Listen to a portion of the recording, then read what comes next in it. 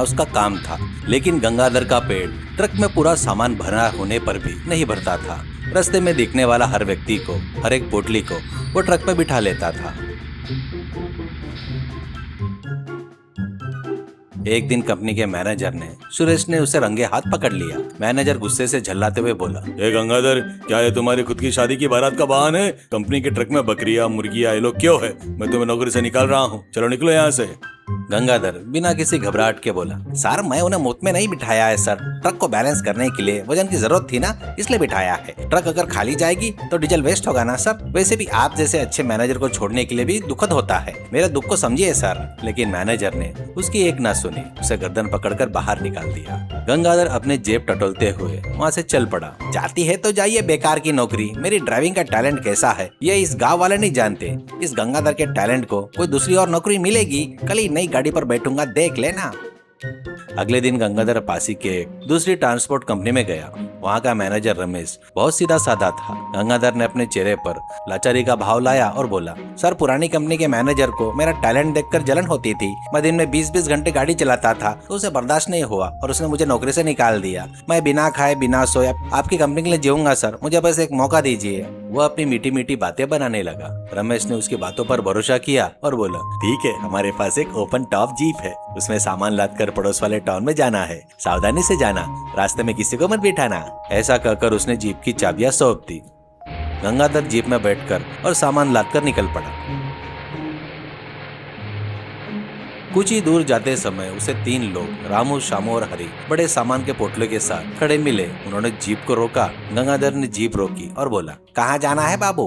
अगर जल्दी है तो डबल चार्ज लगेगा, एक व्यक्ति का 100 रुपए होगा, लगेज का 50 अलग से देना होगा। रामू ने पूछा, भैया हमें अर्जेंटी टाउन जाना है, लेकिन इस छोटी सी जीप में पहले से ही सामान पूरा भरा हुआ है, हम सब कहाँ बैठेंगे, हमें तो बिल्कुल जगह नहीं है, करके कहता है। मेरी गाड़ी में जगह की कोई कमी नहीं है, आप लोग लगेज पीछे डाल दो और तुम तीनों आगे पास मेरे पास आके बैठ जाओ। शामू ने जीप की आगे वाली सीट की तरफ देखा और शक जताते हुए कहा, भैया तुम्हारी बगल में सिर्फ 2 लोग की जगह है, फिर तीसरा आदमी कहाँ बैठेगा? हम तो बिल्कुल फंस जाएंगे ना, सांस लेना भी मुश्किल हो जाएगा।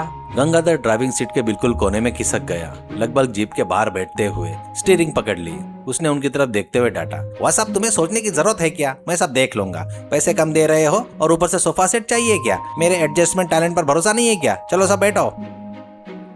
इसके बाद तीनों आगे की सीट पर जैसे तैसे ठसकर बैठ गए। गंगाधर तो अपनी सीट पर था ही नहीं, वह हवा में लटकते हुए स्टीयरिंग पकड़े हुए था। उसने रामू की तरफ देखा और कहा, तुम मेरे पैरों के पास जो क्लच है ना, उस पर अपना पैर रखो, जब मैं कहूँ तब उसे जोर से दबा देना, अपना दिमाग मत चलाना। फिर उसने शामू की तरफ देखा और कहा, तुम बीच वाले गियर राडू कसकर पकड़ लो, जब मैं बदलने के लिए कहूँ तब उसे इधर उधर बदलना, ठीक है? आखिर ने उसने ऊंचे सुनने वाले हरी की तरफ देखकर ऑर्डर किया, तुम उस कोने में ब्रेक पैडल है ना, उस पर अपना पैर रखो, जैसे मैं इमरजेंसी कहूँ तुम दबा देना, ऐसा कहते हुए ऑर्डर देता है। गंगाधर ने खुद एक्सीलेटर पर पैर रखा और गाड़ी तेजी से आगे बढ़ा दिया।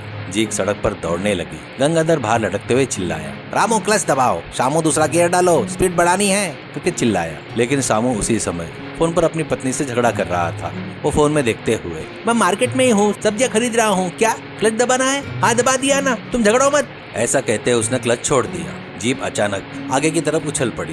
गंगाधर ने स्टीयरिंग को कसकर पकड़कर चिल्लाया, अरे शामू गियर बदलो भाई, गाड़ी हाफ रही है, ऐसा लग रहा है जैसे इंजन फट जाएगा। शामू ने घबराकर आसपास देखा और बोला, गियर कहाँ है भैया? क्या यह हिलती हुई लकड़ी का टुकड़ा यही है क्या? इसे ऊपर खींचना है या नीचे दबाना है? मुझे तो कुछ समझ में नहीं आ रहा है। ऐसा कहते उसने गियर राड को अपने मर्जी से इधर उधर हिलाना शुरू किया। जीप से अजीब अजीब आवाज आने लगी और वो डगमगाने लगी। गंगाधर हवा में लटकते हुए चिल्लाया, मेरी जान और तुम सबकी जान अब सबक तुम्हारे हाथों में है भाई, थोड़ा संभल कर करो, करके चिल्लाया। वहाँ बैठे तीनों एक दूसरे को धक्का देते हुए जीप के अंदर ही सर्कस करने लगे। इतने में रास्ते में एक बड़ा गड्ढा दिखाई दिया। गंगाधर ने घबरा कर चिल्लाया, अरे ब्रेक दबाओ यार, जोर से ब्रेक दबाओ, आगे गड्ढा है, करके चिल्लाया। लेकिन हरी को थोड़ा ऊंचा सुनाई देता था। उसने अपने कान के पास हाथ रखा और बोला, क्या भैया केक खाने के लिए कह रहे हो क्या? इस जंगल में केक कहाँ मिलेगा, मुझे भूख नहीं लगी है भैया, करके कहता है। गंगाधर ने अपना सिर पीटते हुए गला फाड़ा। केक नहीं रे बाबा, ब्रेक तुम्हारे पैर के नीचे है ना, जोर से दबाओ, करके चिल्लाया। हरी ने हंसते हुए कहा, ओहो ये है क्या, पहले साफ साफ बताना चाहिए था ना भैया। ऐसा कहते हुए उसने क्लच पर पैर दबा दिया। जीप और भी तेज से गड्ढे को पार करते हुए हवा में उछल गई। सीट पर बैठे चारों लोग एक दूसरे के ऊपर गिरे पड़े। शामू ने गियर रॉड को पकड़कर पीछे की तरफ खींच दिया, जिससे रिवर्स गियर लगने की स्थिति पर आ गई थी। जीप में से धुआं निकलना शुरू हो गया। उसके बावजूद गंगाधर ने एक्सीलेटर नहीं छोड़ा और भाषण देने लगा। कोई घबराओ मत, ड्राइविंग का मतलब ही एक टीम वर्क होता है। सब मिलकर गाड़ी चलाओ, अपनी यूनिटी साबित करो। ऐसा कहते हुए लेक्चर देना शुरू किया। कुछ ही दूर पर जाने के बाद सड़क के बीच में ट्रैफिक इंस्पेक्टर तिवारी ने गाड़ी रोकने का इशारा किया। गंगाधर ने अपनी टीम को अलर्ट करते हुए कहा, अरे इस बार तो ब्रेक बिल्कुल सही दबाना, नहीं तो सीधा जेल जाएंगे। ऐसा कहा। हरी ने जैसे तैसे ब्रेक दबाया। जीप इंस्पेक्टर के सामने भयानक आवाज करते हुए रुक गई। इंस्पेक्टर तिवारी ने तो हैरान हो गया। जीप के अंदर 4 लोग ठसे बैठे थे और गंगाधर बिल्कुल कोने में बाहर लटका हुआ दिख रहा था। इंस्पेक्टर ने गुस्से में पूछा, ए तुम लोग में से असली ड्राइवर कौन है रे? करके पूछता है।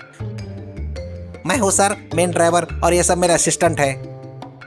इंस्पेक्टर ने अचरज से पूछा, तुम ड्राइवर हो, स्टीयरिंग कहाँ है और तुम कहाँ हो भाई? तो फिर गियर कैसे बदल रहे हो, ब्रेक कैसे दबा रहे हो, क्या गाड़ी हवा में चला रहे हो क्या? करके पूछता है। उसने गर्व से जवाब दिया, वह देखिए सर, उसने गियर डाला है, इसने क्लच दबाया है और उस कोने वाले भाई ने तो ब्रेक दबाया है और मैंने स्टीयरिंग पकड़कर एक्सीलेटर दबाया है।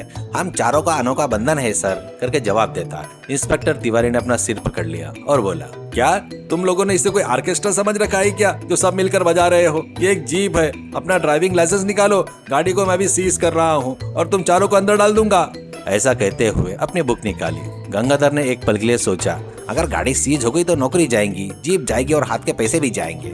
उसने तुरंत अपनी टीम की तरफ देखा और चिल्लाया, टीम हमारी जान खतरे में है, रेडी हो जाओ। रामू क्लच दबाओ, शामू फास्ट गियर डालो, हरी पैर हटाओ। करके जोर से चिल्लाया। उन्होंने घबराहट ने बिल्कुल वैसा ही किया जैसे गंगाधर ने कहा। गंगाधर ने एक्सीलेटर को जोर से दबाया। जीप अचानक इंस्पेक्टर के पार करते हुए तेजी से निकल गई। इंस्पेक्टर तिवारी नीचे गिरे पड़े और चिल्लाए, मुझे ही पार करके चले गए, कितनी हिम्मत तुम्हारी, पकड़ो इन बदमाशों को। वह चिल्लाते हुए पुलिस वाहन में बैठकर उनका पीछे निकल पड़े। सायरन की आवाज सुनते ही जीप में बैठे 3 पैसेंजर डर के मारे कांपने लगे। वो रोते हुए कहने लगे, अरे भैया हमें नीचे उतार दो, हमें टाउन नहीं जाना, कुछ नहीं चाहिए, हम तुम्हारे पैर पकड़ते हैं, गाड़ी रोको भैया। ऐसा कहते हुए तीनों रोने लगे। शामू ने गियर रॉड को इधर उधर घुमाते हुए डर के मारे उसे उखाड़ दिया। बस फिर क्या था, जीप नियंत्रण खो बैठी। सड़क किनारे एक बड़े कीचड़ के गड्ढे में जाकर पलट गई। खतरनाक ड्राइविंग करने के आरोप ने गंगाधर को 6 महीने की जेल सुनाई। सीख, अत्यधिक लालच और कंजूसी